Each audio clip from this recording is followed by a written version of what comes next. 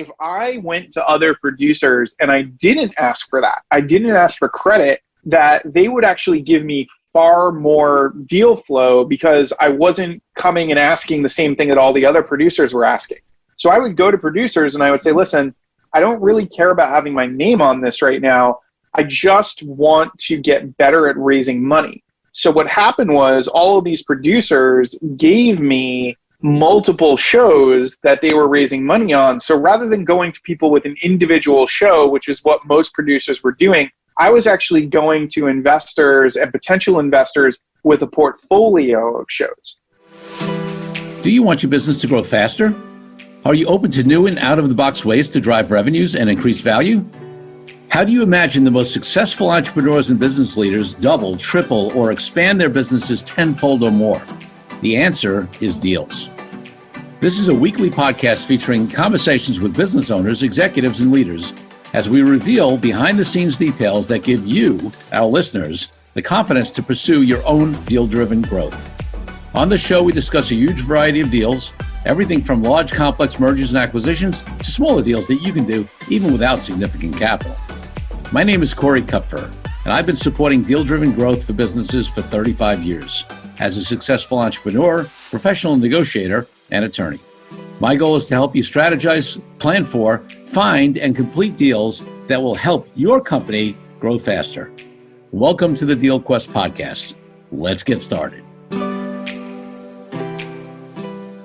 Michael Roderick is the CEO of Small Pond Enterprises, which helps thoughtful givers become thought leaders by making their brands referrable, their messaging memorable, and their ideas unforgettable. He is the host of the podcast Access to Anyone, which shows how you can get to know anyone you want in business and in life using time-tested relationship-building principles. Michael's unique methodology comes from his own experience of going from being a high school English teacher to a Broadway producer in under 2 years. Michael, welcome to the DealQuest Podcast. Thanks so much for having me, Corey. I'm excited to be here. Yeah, so, you have an interesting history, which is mentioned in the bio of high school teacher, Broadway producer, and then, doing what you do now. But I want to start out by taking you back even before that. And when you were growing up as a little kid, 8, 10, 12 years old, what did you want to be? Because was it any of those things at that time? Yeah, as a matter of fact, one of the things that was always on my list was to be a teacher. My mother was actually a kindergarten teacher, and I used to go and help her on certain days with her students. So I'd always had a teacher on the list of things. So it's carried with me pretty much throughout my entire life. I love it. So, and we'll talk a little bit how you went from there to what you're doing now. But my other question looking back is, what was your first deal of any type, whether it was when you were a kid or older? What was your first deal? Oh, wow. That's such an interesting question. If I were to go, I would say it probably happened in high school, because in high school, our English department had a lot of funding issues because our school is very sports-based. So people were sort of always spending money on all the sports teams and all of those types of things. So I actually went to principal and had a conversation about using our school's auditorium to do a battle of the bands, because I had a band in high school, as a fundraiser for the school's English department. So I actually sort of went through the whole process of getting the approval from the principal, getting the approval from all of the different permits and things that you have to do in order to have a battle of the bands experience, a nighttime experience out of school. And yeah, it involved me having lots of conversations with teachers, getting a lot of buy-in, getting people being willing to do it, and then also having all the students buy tickets, right? And actually spend money. So yeah, I'd say that's probably the first one. Love it. So now talk to us how you went from high school teacher to Broadway producer in 2 years. And obviously and even, I think most people know what a Broadway producer is, but not everybody, does. So tell us how you got there and what a producer does. And, a little preview, listeners, producers need to do a lot of deals, especially raising money. Exactly. So what most people kind of don't see is the fact that a producer's job, for the most part, is to raise money for a show. It's your job to find investors. It's your job to find people who will help finance the production. So in my case, I was looking at the industry, and one of the things that I learned was that most of the up-and-coming producers were very, very interested in the topic of credit. So the idea was if they would raise a certain amount of money, they would get a credit for being involved with that particular show. So they would get their name either above the title or below the title, next to other producers. Their name would kind of be in the spotlight. And when I noticed that, I realized that if I went to other producers and I didn't ask for that, I didn't ask for credit, that they would actually give me far more deal flow because I wasn't coming and asking the same thing that all the other producers were asking. So I would go to producers and I would say, listen, I don't really care about having my name on this right now. I just want to get better at raising money. So what happened was all of these producers gave me multiple shows that they were raising money on. So rather than going to people with an individual show, which is what most producers were doing, I was actually going to investors and potential investors with a portfolio of shows. So I was able to say, oh, if that's not of interest, I've got 4 or 5 other things that might be interesting to you. And what that did was it just, it made it easier to find a deal that kind of matched the personality of the other person on the other side of the table. And it led to my name just being mentioned by all of these other producers because I had raised money on all these different shows kind of behind the scenes. So eventually it got to the point where I had built so much credibility that one of the producers on Scottsboro Boys, which was my first official Broadway credit, came to me and said, hey, I've seen that you're able to raise this money. I see that you can do this. Would you be interested in having credit? And they actually offered it to me as opposed to me going and asking for it. There's so much in that because, listeners, we often hear about on the organic growth side, on the sales side, on the organic business growth side, the concept of unique selling proposition and differentiating yourself from the marketplace. Well, this is a great example of how, as a deal maker, Michael differentiated himself, right? Because in the Broadway space, there's a lot of people who want to be a producer, right? They like the idea of having credit, on their name on something. And, so it's just a great example. I mean, it's in anything you do, even in being known as a deal maker in a particular industry, differentiating yourself makes a big difference. No question. Yeah. And a lot of the time, every industry has vulnerability. Every industry has things that people are not doing for any number of reasons. And it's worth it to look at what those vulnerabilities are. It's worth it to see if there's a normal, if everybody's trying to jam themselves through the same door, where are the windows? What is the other avenue? What is the other way of making something work? And the more that you kind of think in that model and the more that you try to think about what are some different ways of trying this or some different ways of presenting this information, the more likely people are going to talk about you because our brains are wired to recognize contrast. So our brains are always looking at how is one thing different from another. And if you create that contrast for somebody, they're likely going to talk about you far more than somebody who's kind of doing the same thing that everybody else is doing. Love that. Love that. What inspired you to do that in the first place, being a high school teacher? Yeah, so I had always been involved in theater from a very, very young age. I'd always done a lot of acting and writing. And when I moved to the city, I was teaching and I was running our drama club at the school. I was, producing sort of smaller shows with students and everything. And I just got very, very interested in the New York theater scene. And I started to get very, very interested in just sort of how it all worked. And while I was getting my master's at NYU in educational theater, I was meeting all of these students from Tisch who they were actors and they wanted to do shows, but they really had no desire to do the producing side of it. They had no interest in the logistical piece of it. And I've always, ever since I was very young, had this sort of weird combination of creative and business brain. So I would always kind of look at what they were doing and be like, oh, wow, this is fascinating. This is the business opportunity. This is how we could sell this show or sort of make this show work. And I started to just kind of become known in that small circle in the off Broadway community. And we ended up in a roadblock where a lot of the time, basically what people were doing was they were raising their money by doing fundraisers, right? So the idea was that you would go to a bar and you would invite a bunch of actors to the bar and everybody would throw in $5 and you'd hopefully make enough to cover the deposit on the theater or whatever.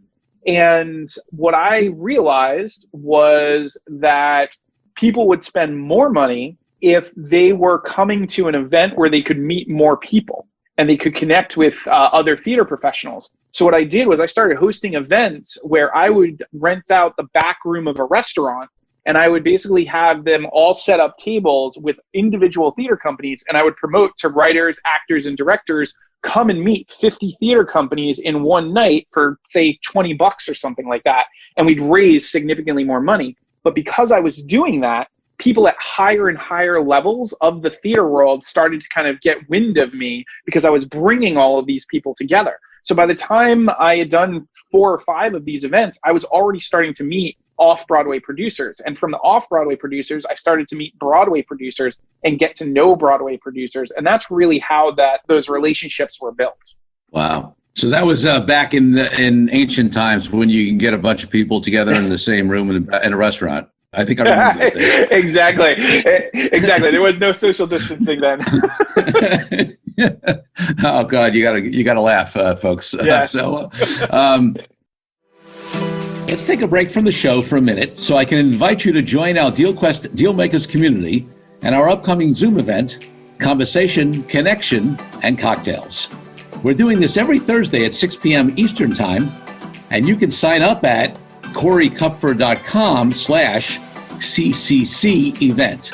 That's CoreyKupfer.com/CCC event.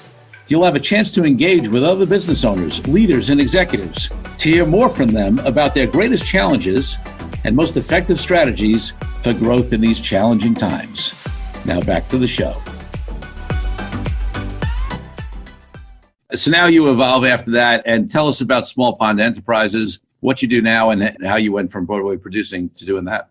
Yeah, so basically, once people kind of saw that I was able to get in all of these doors, the next natural question that I was always getting was, how did I do it, right? So everybody wanted to know, like, how was I getting people to invest in things? How was I, talking to people at these like higher levels? Like everybody wanted to know this aspect of how was I doing it? Let me actually interrupt you there for a second, because I realize there's something I want to hit on, because you said it again, and you said, how did you raise that money?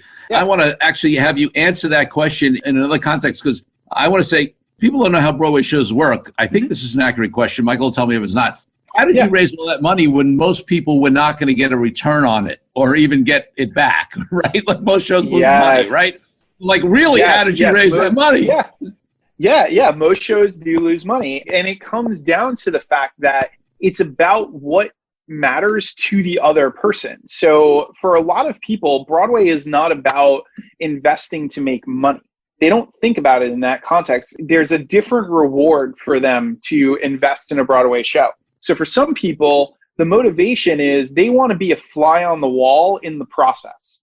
They grew up as theater kids, and then they got a job that for them felt very boring, right? Where they just feel like things are kind of monotonous, and they're like, oh my God, I get to go to an opening night party. Oh my God, I get to go to a rehearsal if I just write this $25,000, $50,000 check. They don't care about the actual money and the investment. Some, as people get further along, yes, there are some who do care, but most are basically doing it for the experience. There is something about the experience that is attractive to them. So it's either they want to be a fly on the wall of the process and they want to learn more about the process, or it's that they are looking for something that is kind of like a calling card for them in other industries. If you're the person who says you invested in a Broadway show in a finance community or a hedge fund community, you seem very, very interesting, right? Because you're doing something completely outside of the circle that all of these other people are doing.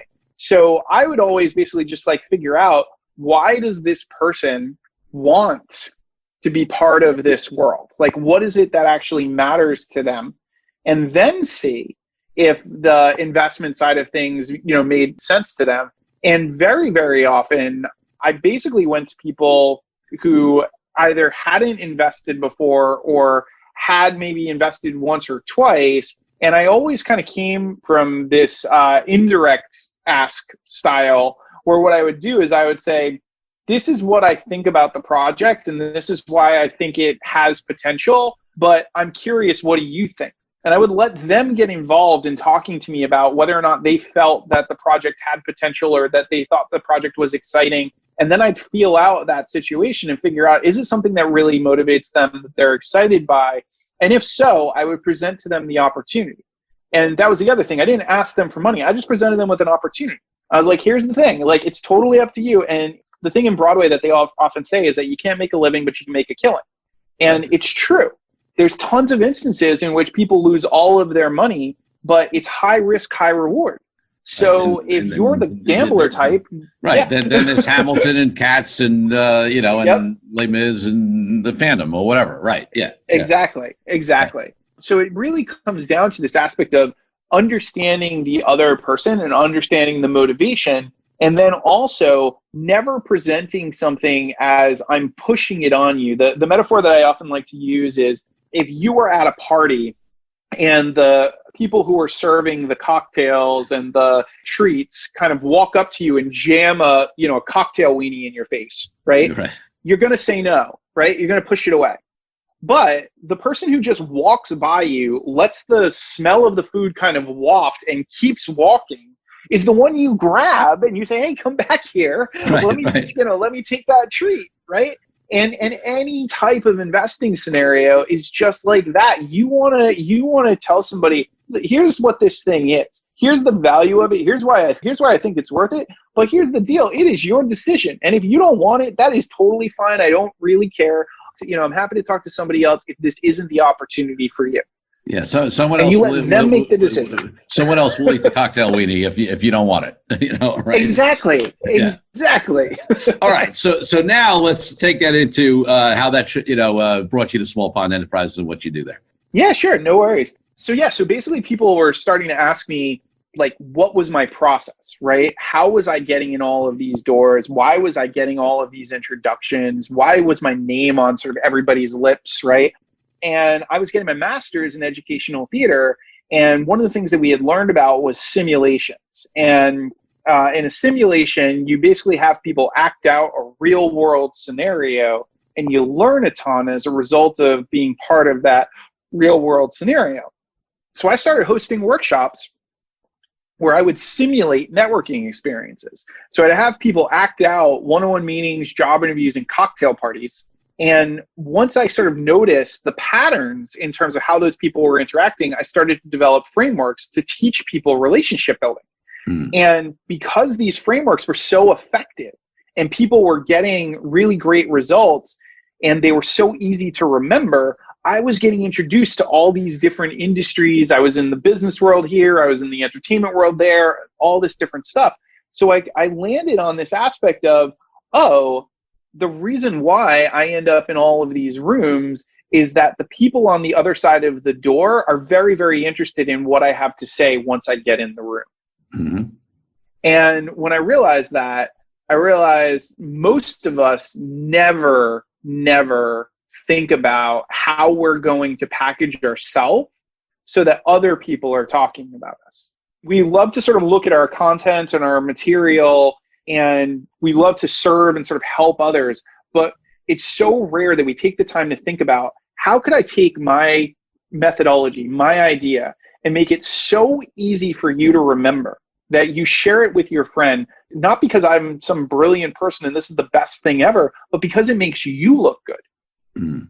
Because it's like, it's impressive for you to talk about that.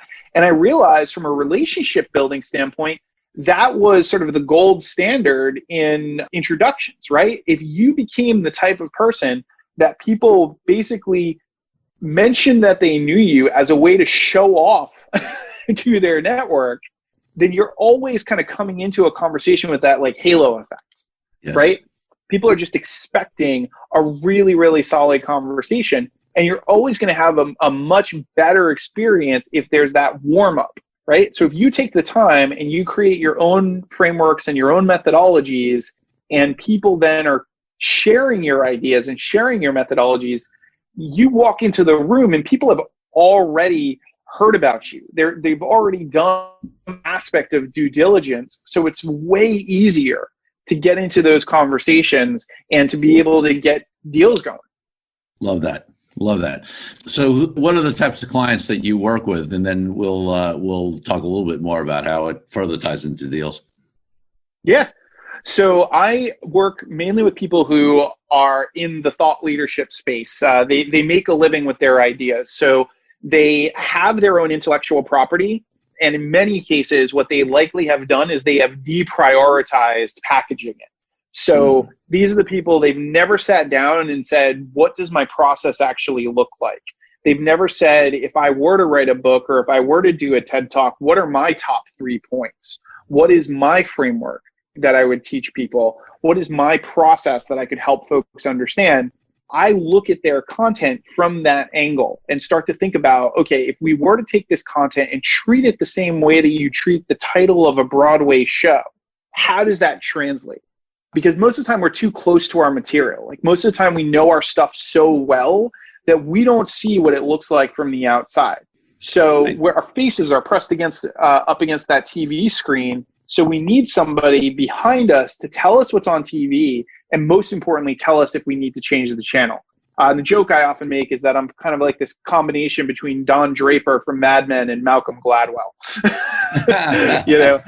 Where it's like package it up, but also look at the psychology and figure out sort of why would people buy, what's behind the messaging, and make sure the two things line up. Yeah, it's really interesting because there's this, I think, I hear two things in what you're saying. And one is a concept that I've talked about in the past, where I think a lot of people who are really good at what they do are, I love this phrase, unconscious competence. And, what that means is that they do have a framework, they do have a way they do something, but they don't have it distinguished because it's just what they do, right? And it works for them. And I remember I was in some course around leadership and processes, and I don't even know which one it was. Like, I unfortunately can't credit it. But they were talking about how, really most of us who are really good at something have a system for how we do it. We might not have that system distinguished, but the truth is that there's a way we do it. I started thinking about the way I developed at the time in my law firm and the way I did business development, really much more the way, like from an introduction from somebody to a prospect to at the point at which that prospect hired me, right, what I did. And, I was very good at that. I've always been I've built it up, obviously got better over time, but I was very good at that. And I was thinking about, well, how do I train my other attorneys to be able to do that, right? And if you hold it like it's a skill or, that, you just have and someone else doesn't have, well, then, you can't train it. But what I really realized was that I did the same thing every time pretty much. I mean, not the same, but I always, reference the referral source, and then, I asked questions about them, and I was really, truly, genuinely interested in their business. If they asked me about price, I'd always push that question off to the end. Not that I was first of all, I needed to understand them, better to be able to answer that question, what their scope of needs were. Like, I won't go through the whole thing now but the point is, like, I realized I had like an undistinguished 12-step process that I just did unconsciously, that once I was able to distinguish it, I can now train people on. So, what I hear you saying is that, there's that step to figure out, what are your top 3 things? What is the thing? And then, of course, there's the way to package it to the marketplace to make it attractive, right? Yes. Exactly. You bring up this great point, which is for so many people who are talented, what they do just feels like kind of this natural, this natural thing. And it's very, very easy to put yourself in this mindset of, oh, well, nobody else could do it. It's just this knack that I have. It's just this talent that I have. And you may have a degree of talent. Like you may have, an aspect of talent in the work that you do. Sure. But there are patterns in the work that you do, and the patterns are always the precursor to frameworks. So you have frameworks. In many, many cases, it's just they haven't been unearthed yet. Right. Yeah, no, I definitely found that. And then great people who do what you do, like you, do is then, take that secret sauce or, for a unique framework or whatever, and tie that into the way that a market will be able to hear that message and be interested in it, right? Exactly. Love it. Love it. Okay. So let's talk a little bit about, I can see some ways that I'll give a shout out on one example on episode 2. So this is going to be episode 70 something, all the way back on episode 2 of DealQuest, or at that time it was called Fueling Deals. We had Ramon Ray on, And you go back and listen to his episode. And, and Ramon is a guy, who's built, he looks at himself sort of as a mini influencer, right? And he's built this personal brand. And what he's been able to do is he leverages that into affiliate and sponsorship deals. He does events, online, offline, where he gets, companies like Microsoft, the big companies, to sponsor. He gets deals out of that because he's been able to do what Michael works with people to do. So what other ways does that lead to opportunities and deals for folks, Michael? Yeah, so a lot of the time, if you have a referable brand, then what's happened is now you have the opportunity to do something that most people don't get a chance to do, which is cross over into other industries. So most of the time, we only stay in one industry because we're in what I like to refer to as the echo chamber of the enlightened, right? Where everybody's kind of using the same phrasing, the same language, so we all kind of get it. But you go outside of that industry, and a lot of time people don't understand it. Right? They don't understand what you do. They don't understand what you're about. And you have kind of new kid syndrome when you go into that industry. If you have taken the time to craft this referable brand, to have your own methodology or your own process, and you've really taken the time to think about how you can make it very, very accessible to multiple audiences, then you actually to test it in another market, right? So you could be working in one industry right now, and the thing that most people forget about is that every industry has what I like to refer to as an understanding ceiling and an income ceiling. So the understanding ceiling is the batch of basically jargon that industry has, right? So if you are in an industry and everybody kind of knows the same jargon, the ceiling is pretty low. You don't really have to ever worry about will people get it. But you go outside of an industry without that jargon and the ceiling is pretty high. Like you've got to learn a whole new batch of jargon. On the income side, right, each industry has a cap usually on what people consider a lot of money. Right. And in one industry, it may be next to nothing. And in another industry, it's ridiculously high. So if you go into a market that has a higher income ceiling, you could be doing the exact same thing you're doing now. Like the exact same thing you're doing now, and get paid 10 times more for it in the other industry. And that's an amazing opportunity that most of us don't ever really think about. And obviously, if you built that brand, whether it's, companies, organizations, you name it, other people who, maybe do similar things to what you do in that industry, they're much more likely to strategic alliances or joint ventures or just hire you, because you're a recognizable brand. So, it's no question. Well, this is great. So listen, if people want to find out more about you, Michael, what's the best place for them to go? Yeah, so my website is just smallpondenterprises.com. And the podcast that I host is called accesstoanyonePodcast.com. They can go there and they can check that out. There's tons of content there. And I'm also very, very available on socials, on, LinkedIn, the Book of Faces, just, you can always feel free to reach out to me, and happy to be helpful in any ways I can. That's great. And I'm sure, folks, that'll all be in the show notes. Definitely Michael's good at what he does. So definitely, check him out. So Michael, my final question on the podcast is about the thing that's actually my highest ideal in life, which is freedom. And for me, freedom means, is everything from freedom from all people, from oppression, to the reason I'm an entrepreneur, right? The reason that I've been unemployable for the last 30 years, right? So what does freedom mean to you, and how does it apply to your business and life? Yeah, freedom to me is about feeling that you can do anything, and I think that as an entrepreneur, that's sort of the highest feeling. The understanding that, especially like right now with, entire industries, having their challenges, industries shutting down, all sorts of different types of things. Being an entrepreneur gives you that freedom to know that, like, even if something completely shifts and changes, you've already built this skill set to be able to land on your feet, because you're always thinking, you're always trying to, come up with new ways of thinking about things and looking at things, and you're already kind of prepared for the roller coaster, right? The second you decide that you want to be an entrepreneur, if somebody hasn't already told you, you experience it pretty quickly that you're going to have, a bunch of super low lows, right? And freedom, is that aspect of knowing like you're trained in many cases by what your life has been like as an entrepreneur to manage pretty much anything that comes your way.